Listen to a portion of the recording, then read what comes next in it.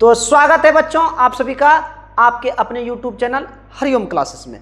तो जैसा कि आप थंबनेल में देख रहे हैं, आज आप सभी बच्चों के लिए क्या लेकर के आए हैं, क्लास 10th बिहार बोर्ड के जितने भी छात्र उन सभी के लिए वीडियो काफ़ी इंपॉर्टेंट होने वाले, क्योंकि आज आप लोगों के लिए प्रत्यय का वीडियो लेकर के आए हैं।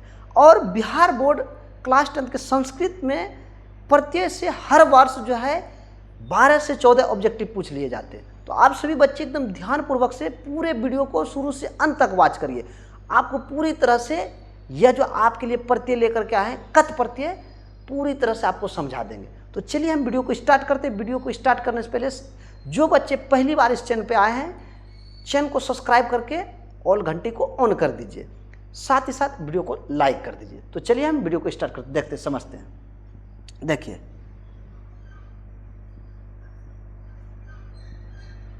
तो कत प्रत्यय समझने से पहले जो है आपको कुछ बातों को ध्यान देना है। क्या ध्यान देना है? देखिए, कत प्रत्यय जो है भूतकालीन वाक्यों में प्रयोग होता है। भूतकालीन में, किसमें? भूतकाल वाले, जैसे लंग लकार, लंग लकार में भूतकाल होता है, लंग लकार में, तो उसमें जो है कत प्रत्यय लगता है। साथ ही साथ भूतकालीन मतलब भूतकालीन, यहाँ पे देखिए, भूतकाल का ज्ञान कराने के लिए कत प्रत्यय लगाते हैं। अब ये तो नॉर्मल है, लेकिन आप कैसे जानेंगे कहाँ कत प्रत्यय लगाना है, किस धातु में लगेगा तो क्या होगा, सारी चीज़ों को बताएंगे एक एक करके। समझिए, देखिए, कहता है कत प्रत्यय धातु के साथ जोड़ा जाता है। किसके साथ? धातु के साथ। देखिए, कई सारे ऐसे प्रत्यय हैं जो कि शब्दों के साथ जोड़े जाते हैं, शब्द में, लेकिन ये धातु में जुटेगा। किस में जुटेगा? धातुओं में। चलिए देखिए, उसके बाद कहता है इस प्रत्यय के साथ कर्ता में जहां आप कत प्रत्यय जोड़िएगा, कत, वहां पे जो है ना कर्ता में तृतीया विभक्ति। कौन सा? तृतीया विभक्ति। और कर्म में प्रथमा विभक्ति। अब देखिए, कर्ता किसको कहते हैं? जैसे हम अभी आपको क्या है, आपके लिए हम देखिए, हम क्या है? कर्ता है, और कर्म क्या कर रहे हैं? पढ़ाने का। तो कर्ता में लगाना है तृतीया विभक्ति और कर्म में प्रथमा विभक्ति। अभी समझिए कैसे। साथ ही साथ कहता है वह कर्म के अनुसार ही पुल्लिंग होगा, स्त्रीलिंग होगा, नपुंसक का प्रयोग होगा। किसमें? क्रिया में। कह रहा है क्रिया में जो है कर्म के अनुसार ही पुल्लिंग स्त्रीलिंग होगा। अब समझते हैं कैसे। जैसे देखिए, ये वाक्य आपका यहाँ गलत है, ये भी वाक्य गलत लिखे, ये सही लिखे। देखिए कैसे। जैसे हम देते हैं रामेन गणितम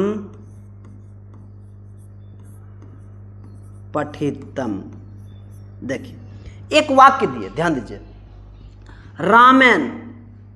ये जो रामेन हम लिखे हैं, रामेन तो तृतीया है, तृतीया विभक्ति का एक वचन है, तो इसमें तृतीया विभक्ति लगा है, क्योंकि कर्ता है। क्या है? कर्ता, करता है। और यहाँ पे देखिए, कर्म जो क्या हो रहा है? गणित पढ़ने का। क्या? गणित। गणित कर्म हुआ, गणित पढ़ रहा है। क्या पढ़ रहा है? गणित। गणित, ये जो कर्म हो रहा है, इसमें कौन विभक्ति लगाना आपको? प्रथमा विभक्ति। तो जैसे फल का फलम होता है, उसी प्रकार गणितम हो गया, प्रथमा लग गया। अब क्रिया में क्या बोला कि क्रिया में भी किसके अनुसार? कर्ता के अनुसार ही क्रिया में लगता है आपका क्या? लिंग, वचन। ठीक है, तो यहां क्रिया जो है कर्म के अनुसार क्या हो गया? पठितम। ठीक है। दूसरा वाक्य, जैसे यहां देखिए, दूसरा वाक्य यहां पे लिए हैं बालक। बालक यहां नहीं होगा, बालकेन होगा। क्या होगा? बालकेन। यहां पे लिख देते हैं हम इधर, बालकेन, बालकेन इतिहासम,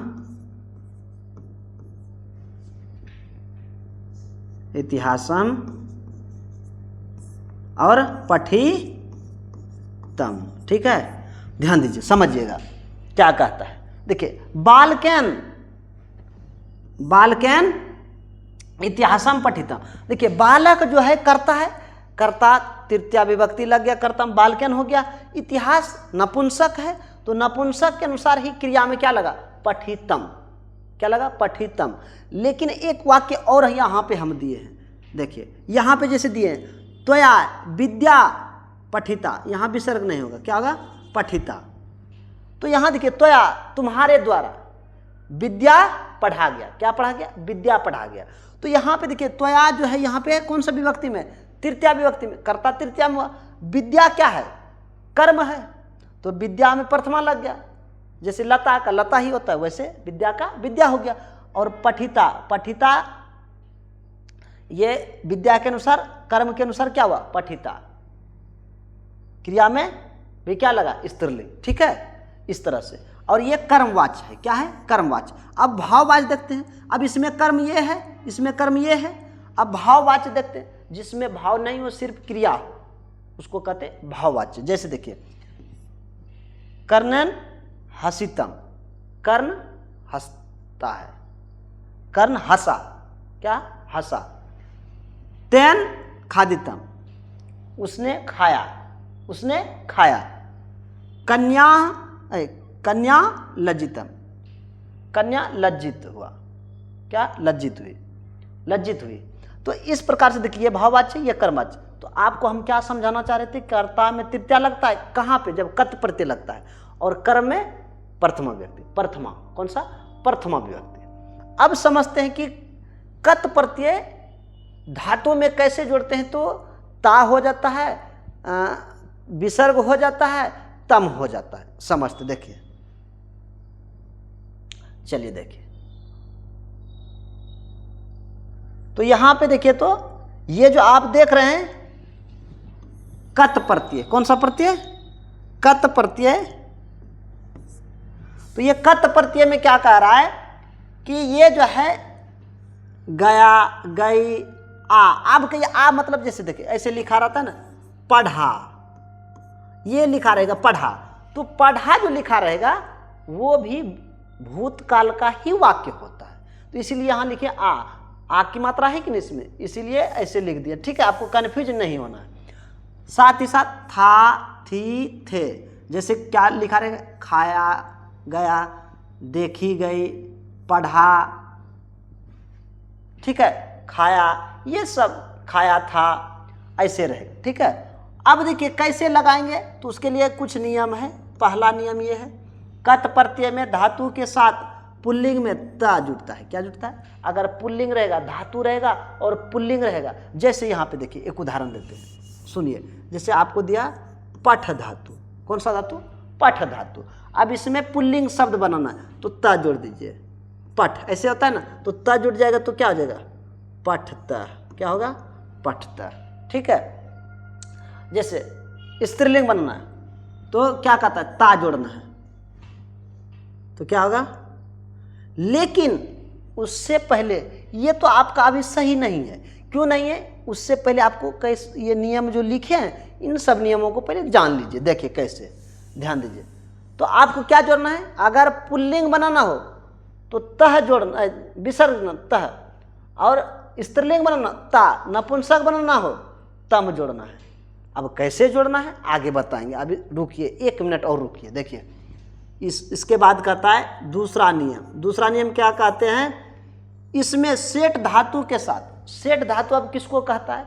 जिसका रूप पांचों लकार पे एक समान चलते, उसको सेठ धातु कहते हैं। कौन सी धातु? सेठ धातु, ठीक है। और उसमें क्या जोड़ देना? पहले हर्षिकार की मात्रा। जो सेठ धातु होगा उसमें आपको हर्षिकार की मात्रा जोड़ देना है, अंतिम स्वर से पहले, अंतिम व्यंजन रहे उससे पहले का प्रयोग होता है। साथ ही साथ देखिए क्या कहता है, तीसरा नियम। यहाँ पे तीसरा नियम है। तीसरा नियम क्या कह रहा है? तीसरा नियम देखिए क्या कहता है, इसमें धातु के अंत में अगर मोहलंत हो, अगर कोई धातु है मोहलंत, जैसे आप लिखते हैं ना गम, गम में देखिए मोहलंत है ना, तो मोहलंत रहे और नोहलंत, जैसे हन लिखते हैं, हन, हन धातु देखिए नोहलंत है ना, तो मोहलंत और नोहलंत हो तो मोहलंत और नोहलंत का क्या हो जाएगा? लोप हो जाएगा, खत्म हो जाएगा, वहां नहीं लिखा जाएगा। मो और नो क्या हो जाएगा? हट जाएगा। लोप मतलब हट जाएगा, और वहां हर्षिकार की भी मात्रा नहीं लगेगा। क्या नहीं लगेगा? हर्षिकार का मात्रा का भी प्रयोग नहीं होगा। नहीं समझे? फिर से समझिए। पहले क्या बोला? कत प्रत्यय में पुल्लिंग में तह जुटेगा, स्त्रीलिंग में ता जुटेगा, नपुंसक में तम जुटेगा, तो ये नियम था। उसके बाद फिर क्या बोला गया कि सेठ धातु में हर्षई का प्रयोग करना। किसका प्रयोग करना? हर्षई का। अब सेठ धातु किसको कहता है बताया आपको, जिसका रूप पांचों लकार पे एक समान चलता है। साथ ही साथ कहता है इसमें जो है धातु के साथ अंत में अगर कत प्रत्यय लगा रहे, धातु के अंतिम में अगर म हलंत रहे या नो हलंत, अभी बताए जैसे गम है, गम धातु में हलंत है तो उसका लोप हो जाता है। लोप मतलब खत्म हो जाएगा, मिट जाएगा, वहां से सिर्फ क्या बचेगा? गो। ठीक है, उसके बाद कत प्रत्यय जुटेगा। साथ ही साथ नो हलंत दिखेगा, नो हलंत, जैसे हन धातु, कौन सा धातु? हन धातु, नो हलंत है, ये भी मिट जाएगा, हट जाएगा, उसी को कहते लोप हो जाना।